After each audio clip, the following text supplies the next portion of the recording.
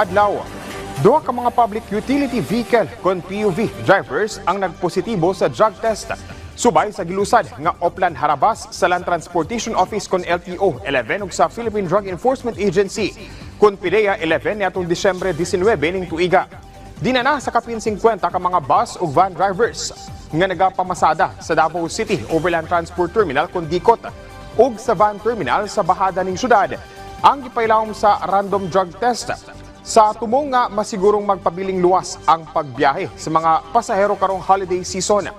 Sumala sa Land Transportation Office kon LTO 11, nagpositibo sa drug test ang usa ka bus driver ug usasab ka driver sa van. Nakatakda sab sumala pang ipatawag ang duha ka driver sa opisina sa LTO 11. Mo-undergo sila og briefing procedure no on the part sa PDEA and on the part po sa LTO no. I-hold sa LTO ang iyang license pending results sa confirmatory.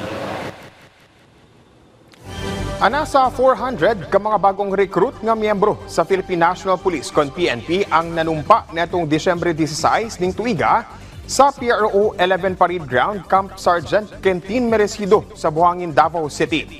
Gipanguluhan kini mismo ni PRO 11 Director Police Brigadier General Leon Victor Rosete. Sa mong ihap, 80 niini ang babae samtang 320 ang lalaki. Gitino sa PRO 11 nga dili pa magamit ang mga personahe sanglit. Nagapadayon pa ang usa ka tuig nila nga training.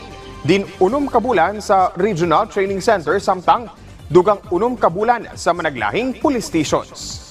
Kung mana sila sa RTC, ma-deploy sila for field training program diya sa mga stations, pwede silang gamiton for deployment sa mga special activities as a security. O mo kadto ang mga nagunang balita dinhi sa PTV Davao. Ako si Jay Lagang para sa Pambansang TV sa Bagong Pilipinas.